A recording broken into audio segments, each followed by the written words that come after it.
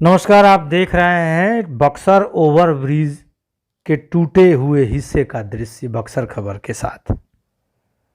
एक महीना भी नहीं चला और दरक गया यह पुल। लगभग 30 करोड़ रुपए इस पर खर्च हुए हैं। हालांकि जहां टूटा है 30 करोड़ यही नहीं लगे हैं, आगे से पीछे तक। यह वह हिस्सा है जहां से रेलवे पटरी को पार करने के बाद पुल 11 नंबर लक की तरफ नीचे ढलान की ओर बढ़ रहा है, इटाड़ी रोड की तरफ।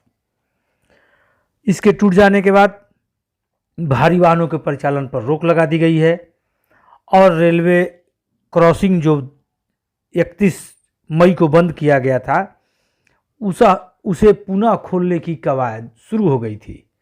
लेकिन दोपहर 12 बजे आते आते न जाने कौन सा कहां से फरमान आया, फिर इसे बंद कर दिया गया है। अर्थात नीचे जो रेलवे क्रॉसिंग पर लगे बैरियर हटाए जा रहे थे, अब उन्हें हटाया नहीं जाएगा। फिलहाल क्रॉसिंग भी बंद है और ऊपर से भारी वाहनों का आवागमन बंद है। यह स्थिति पैदा क्यों हुई, इसके लिए भ्रष्टाचार दोषी है। यह हम नहीं कह रहे थे, लोग कह रहे हैं वहाँ के।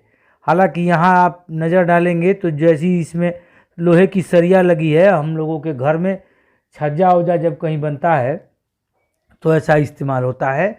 छतों में लोग इसे मोटा ही इस्तेमाल करते हैं। अपने घर के बारे में हम आप तो बता ही सकते हैं, पुल के बारे में कैसे बता सकते हैं।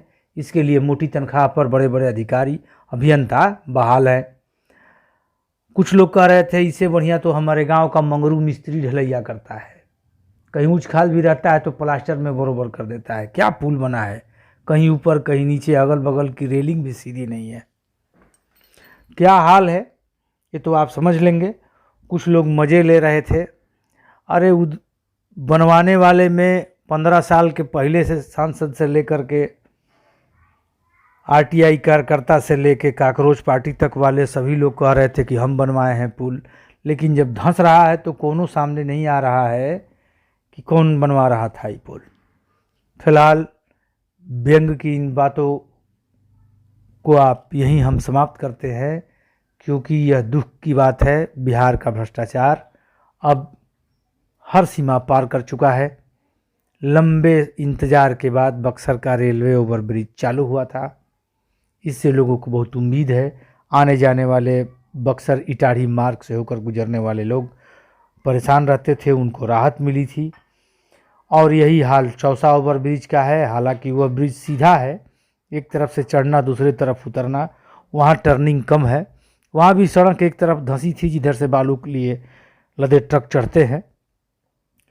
उसको शोरगुल मचने के बाद कुछ सड़क का हिस्सा मरम्मत किया गया है, ठोकर को समाप्त किया गया है। इस वजह से स्थिति कुछ सामान्य है। लेकिन यह पुल कितने दिन चलेंगे कहा नहीं जा सकता, क्योंकि अधिकारियों पर किसी की नकेल है नहीं। जो इसकी निगरानी करने वाले अभियंता और पदाधिकारी हैं वो सभी बैठकर पकौड़ी खा रहे हैं इस गर्मी में भी, और लोग परेशान हो रहे हैं। जनता की गाढ़ी कमाई तो हम नहीं कहेंगे, क्योंकि जब देश कर्जे में ही है तो ये जनता की गाढ़ी कमाई का ही पैसा लगा है, यह कहा नहीं जा सकता।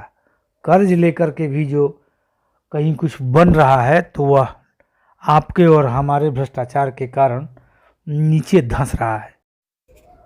कुल मिलाकर खाओ कमीशन धसाओ पुल का सिलसिला बिहार में लंबे समय से जारी है।